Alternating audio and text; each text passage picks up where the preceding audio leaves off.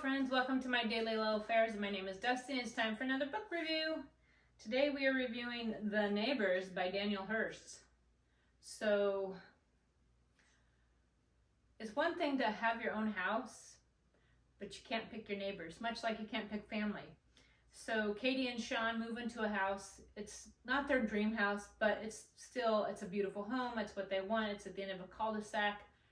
There's a room for her studio because she's an artist, and he works in the office. And when they move in, there's 3 homes. There's number 1, number 2, and number 3. And between 2 and 3, the lots must have been a little bit wider, so they thought they would plop a house in between. And it really probably shouldn't have been there. They should have laid it out better so they could have scooted over, maybe had a 4th house on the other side of 3. But instead they have 1, 2, 2A, and 3. So Sean and Katie bought 2A. So they're kind of squeezed in the middle, maybe where the house shouldn't have been, but not their fault. The people that used to own the house, lived there, got divorced. And then there was a man before them that was the original owner, and he ended up with a restraining order, so he had to move.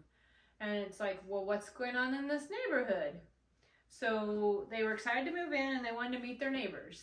And I don't know if you've ever, living in a single home or living in an apartment, sometimes it's nice to know your neighbors. They can kind of keep an eye on your home. You can keep an eye on theirs. If you are running in a pinch and you can run over and you're friendly terms with them, maybe you can have their help, borrow their lawnmower, or the olden days, can I have a cup of sugar? I'm making a cake and I ran out, kind of thing. So the couple in 1A is Chris and Abby, and they're model beautiful. He's super handsome, works from home. She's super gorgeous, works out of the house at some office. Beautiful young couple, beautiful home, beautiful taste. The couple right next to Sean and Katie are Eileen and Albert, and they're an older couple. They're 70s, they've retired, they have a son, but he lives in Australia. And then on the other side of them, in number 3, is Ian, who's divorced, and he works on a rig, so he goes out, does his work, and comes back for 2 or 3 weeks at a time. And when he comes back, he gets his 16-year-old son Jackson and has custody of him. During that time, he's back from his, leave of being on the rig. So they move in, and they're all happy, they're unpacking, and they're like, well, we should go over and meet the neighbors just to make sure that, that we know who is who, and we if we have to wave at them or whatever, it doesn't be awkward. So they stop at Ian and Jackson's house, and nobody's home. They stop at Albert and Eileen's, and nobody answers the door, so they go over to Chris and Abby's, and Chris and Abby answer the door and are super friendly and super welcoming, and they're like, oh wow, this is great, these people are awesome. Chris puts on clothes and comes help Sean work in their yard, because their yard is pretty weedy and crazy and out of sorts, and so he comes over and helps them get it back in some better shape. They really click. Chris and Katie both are artistic. Abby and Sean are both, hey, sit by around the pool and drink a beer and like to go work out at the gym. So the couples kind of all just click. And they think that's awesome. But then later on, a day or so later, Eileen and Albert come over and sit down with them and say, you know what? We really need to warn you about the neighbors. So that couple that used to live here before and they got divorced and that's how you got the house? Katie and Sean are like, yeah. And Albert and Eileen are like, it's because of Chris and Abby, the other neighbors. They came over and started affairs and broke up that marriage, so you should stay away from them. And they're just like, oh my gosh, they're just aghast. What kind of neighborhood is this? And then they're like, and the guy that owned it before them that had the restraining order? And they're like, yeah. Albert and Eileen are like, that's because of Ian. His son, Jackson, just is a holy terror and does whatever he wants. He breaks into your garden and he messes up your yard. He steals stuff from you. That's why the other owner got so upset, as he went after Ian, and Ian ended up having a restraining order against him. So I would just stay away from both of those neighbors if I was you. And you're like, wow. You don't know what to think.